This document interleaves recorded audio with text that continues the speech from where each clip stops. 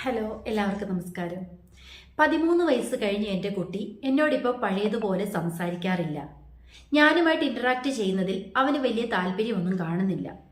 ഇത്രയും നാൾ എൻ്റെ കൂടെ എൻ്റെ കൊച്ചുകുട്ടിയായി സംസാരിച്ച് കളിച്ച് ചിരിച്ച് നടന്ന എൻ്റെ കുട്ടി പെട്ടെന്ന് ഒരു ടീനേജിലേക്ക് കടന്നപ്പോഴേക്കും അവൻ്റെ ക്യാരക്ടറിൽ ഭയങ്കരമായിട്ടുള്ള ചേഞ്ചസ് കാണിക്കുകയാണ്. ഇത് പല പേരൻസിൻ്റെയും ഒരു പരാതിയാണ്. ശരിക്കും എങ്ങനെയാണ് ഈ കുട്ടികളെ നമ്മൾ ഡീല് ചെയ്യേണ്ടത്? പേരൻസ് ഇവിടെ ഈ കൗമാരക്കാരായ കുട്ടികളുമായിട്ട് ഇടപഴകുന്ന സമയങ്ങളിൽ എന്തൊക്കെ കാര്യങ്ങളാണ് ശ്രദ്ധിക്കേണ്ടത്? അതേ പറ്റിയിട്ടാണ് നമ്മൾ ഇന്ന് സംസാരിക്കുന്നത്. ശരിക്കും ഈ ഒരു സമയത്ത് ട്രീറ്റ്മെൻറ്റ് നടത്തേണ്ടത് നമ്മൾ പേരൻസിന് തന്നെയാണ്. കാരണം ഈ ഒരു അഡോളസൻസ് കാലഘട്ടത്തിൽ കുട്ടിയിൽ ബയോളജിക്കലി, ഫിസിക്കലി, സൈക്കോളജിക്കലി എല്ലാം ചേഞ്ചസ് വരുന്ന ഒരു പ്രായമാണെന്ന് മനസ്സിലാക്കേണ്ടിയിരിക്കുന്നു. ഇത് മനസ്സിലാക്കാതെയാണ് പല പേരൻസും കുട്ടികളുമായിട്ട് ഇടപഴകുമ്പോൾ ഓവർ റിയാക്ട് ചെയ്യുകയും അല്ലെങ്കിൽ അവനെ പരിഗണിക്കാതിരിക്കുകയും ചെയ്യുമ്പോൾ സ്വാഭാവികമായിട്ടും കുട്ടി നമ്മിൽ നിന്ന് അകലുന്ന ഒരു സാഹചര്യം നമ്മളായിട്ട് തന്നെയാണ് അവിടെ ഒരുക്കി കൊടുക്കുന്നതെന്ന് മനസ്സിലാക്കുക.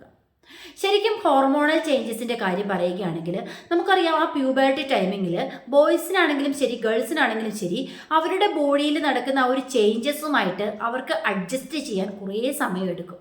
കുറേ സമയം എന്ന് വെച്ചാൽ അത് മിക്കപ്പോഴും ഈ ടീനേജ് കാലഘട്ടം മുഴുവനും അവർ ആ ഒരു സ്ട്രഗിളിൽ തന്നെയായിരിക്കും.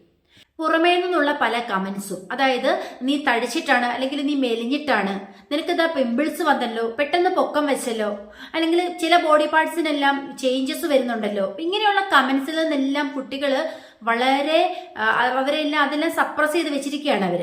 കാരണം അവർക്കൊരു ഐഡന്റിറ്റി വേഴ്സസ് റോൾ പ്ലേ എന്ന് പറയുന്ന ഒരു ടൈമാണ് ഈ ടീനേജ് ടൈം എന്ന് പറയുന്നത്. അവർക്കൊരു ഐഡന്റിറ്റി തെളിയിക്കാനായിട്ട് പറ്റണം, അല്ലെ? പറ്റുന്നില്ലാത്തത് കൊണ്ടാവാം കുട്ടികൾ പലപ്പോഴും പ്രശ്നങ്ങളിലേക്ക് കടന്നു പോകുന്നത്.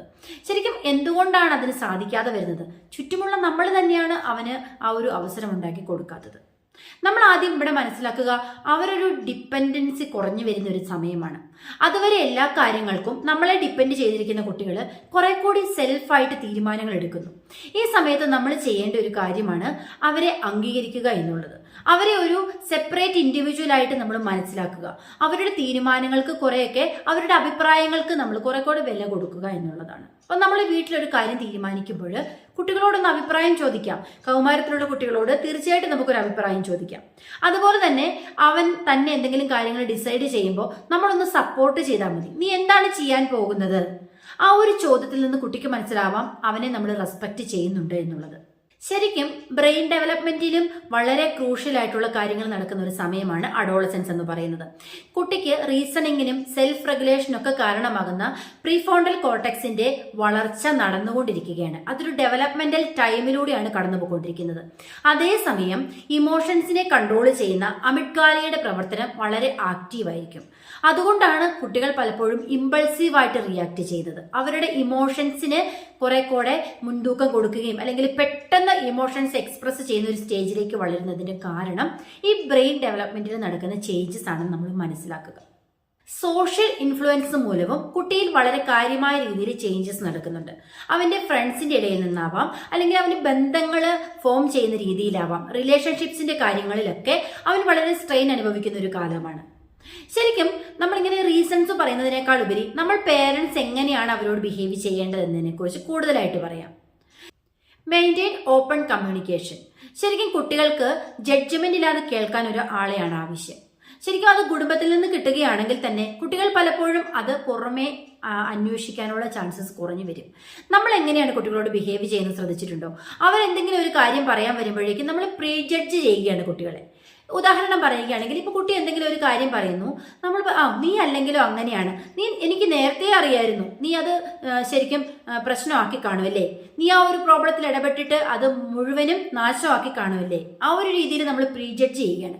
ഇങ്ങനെ പ്രീ ജഡ്ജ് ചെയ്യുന്ന പേരൻസിനോട് കുട്ടികൾ ഒരിക്കലും ഓപ്പൺ ആയിട്ടൊരു കമ്മ്യൂണിക്കേഷൻ മെയിൻറ്റെയിൻ ചെയ്ത് കൊണ്ടുവരില്ല.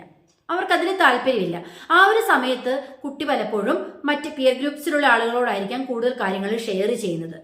അങ്ങനെ ഷെയർ ചെയ്ത് വരുന്ന സമയങ്ങളിൽ നിന്നാണ് കുട്ടികൾക്ക് പലപ്പോഴും നന്മയല്ലാത്ത കാര്യങ്ങൾ അല്ലെങ്കിൽ പലതരം അഡിക്ഷനിലോട്ട് കുട്ടി മൂവ് ചെയ്യാനുള്ള ചാൻസസ് വരുന്നത്.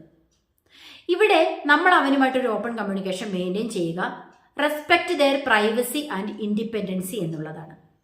കുട്ടി ഒരു ഡിഫറെന്റ് ഇൻഡിവിജ്വൽ ആണെന്ന് മനസ്സിലാക്കുക. അവന് അവൻ്റെതായ ചിന്തകളും കാര്യങ്ങളും ഈ സമൂഹത്തിലേക്ക് ഒരു പുതിയ ആൾ അല്ലെങ്കിൽ ഈ സമൂഹത്തിൽ എന്തെല്ലാമോ ചെയ്യേണ്ട അല്ലെങ്കിൽ സമൂഹത്തിന് ഒരുപാട് നല്ല കാര്യങ്ങൾ ചെയ്യേണ്ട ഒരു വ്യക്തിയായിട്ട് അവനെ വളർത്തിക്കൊണ്ട് വരിക എന്നതാണ് പേരൻസിനെ സംബന്ധിച്ചിടത്തോളം നമ്മുടെ എയിം എന്ന് പറയുന്നത്. അതിന് നമ്മൾ ഇങ്ങനെയുള്ള കാര്യങ്ങളാണ് ശ്രദ്ധിക്കേണ്ടത്. അവന്റെ വളർച്ചാ ഘട്ടങ്ങളിൽ അവനോട് കൂടെ നിൽക്കുക, അവന് സപ്പോർട്ട് കൊടുക്കുക എന്നുള്ളതാണ്. പ്രധാനപ്പെട്ട മറ്റൊരു കാര്യം പറയട്ടെ, സ്റ്റേ കാം. അത് കുട്ടികൾ പലപ്പോഴും ദേഷ്യം കാണിക്കുമ്പോഴോ അല്ലെങ്കിൽ അവരുടെ ഫീലിങ്സ് ഓവർ എക്സ്പ്രസീവ് ആകുമ്പോഴോ നമ്മളൊന്ന് മിണ്ടാതിരുന്ന് നോക്കുക. വളരെ കാമായിട്ട് അവനെ ഒന്ന് നിരീക്ഷിച്ചാൽ നമുക്ക് പലപ്പോഴും നമ്മളെ തന്നെ കാണാനായിട്ട് സാധിക്കും.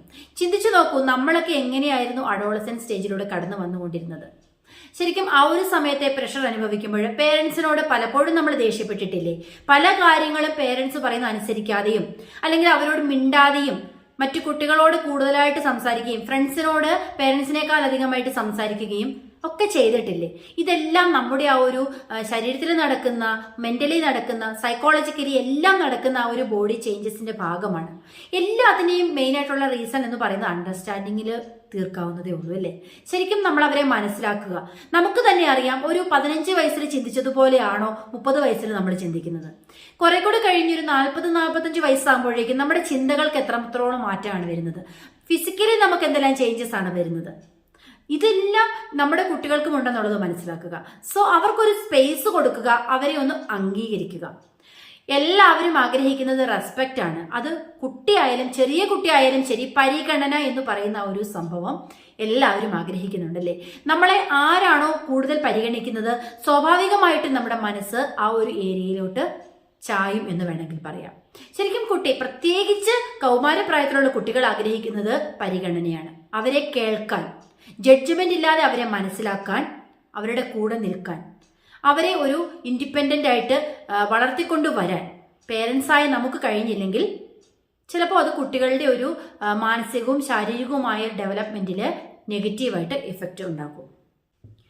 ഒരിക്കൽ കൂടി ഓർമ്മപ്പെടുത്താം, എൻ്റെ കുട്ടി എന്നോടൊന്നും സംസാരിക്കുന്നില്ല, ദേഷ്യപ്പെടുന്നു എന്ന് പറയുന്ന പേരൻസ് ഒന്ന് അവനെ ഒന്ന് ശ്രദ്ധിച്ചു നോക്കൂ. ഒന്ന് കാമായിട്ട് അവൻ ദേഷ്യപ്പെടുമ്പോൾ അല്ലെങ്കിൽ അവൻ സംസാരിക്കാൻ വരുമ്പോൾ ഒന്ന് അവനെ കേൾക്കാൻ മനസ്സ് കാണിച്ചാൽ പല പ്രശ്നങ്ങളും കുടുംബത്തിൽ ഒഴിവാക്കിയെടുക്കാനായിട്ട് സാധിക്കും. അല്ലെങ്കിൽ കുട്ടികളുടെ പല അഡിക്ഷനിൽ നിന്ന് പോലും നമുക്ക് അവരെ രക്ഷിക്കാനായിട്ട് സാധിക്കും. അടുത്തൊരു വീഡിയോയിൽ നമുക്ക് അഡിക്ഷനെ കുറിച്ചിട്ട് ഡിസ്കസ് ചെയ്യാം. അപ്പം ഈ ഒരു വീഡിയോ ഇഷ്ടപ്പെട്ടെങ്കിൽ ലൈക്ക് ചെയ്യുക, ഷെയർ ചെയ്യുക. എനിക്ക് വളരെ സന്തോഷമുണ്ട് എൻ്റെ വീഡിയോ എല്ലാവരും കാണുകയും നല്ല റിവ്യൂസ് തരികയും ചെയ്തതുകൊണ്ട് തന്നെ എൻ്റെ ചാനൽ മോണിറ്റൈസേഷൻ കിട്ടിയ കാര്യം നിങ്ങളെ അറിയിക്കുന്നു. വളരെ സന്തോഷത്തോടു കൂടി എനിക്ക് മുമ്പോട്ട് പോകണമെന്നുണ്ട്. എല്ലാവരുടെയും സപ്പോർട്ടും സഹകരണവും ഉണ്ടാവണം. നമ്മൾ വീണ്ടും കൂടുതലായിട്ട് ഇനി അഡിക്ഷനെ സംബന്ധിച്ചിട്ട്, കുട്ടികളുടെ ഡെവലപ്മെന്റൽ ചേഞ്ചസിനെ സംബന്ധിച്ചിട്ട് എല്ലാം വീഡിയോസ് ചെയ്യാനായിട്ട് താല്പര്യമുണ്ട്.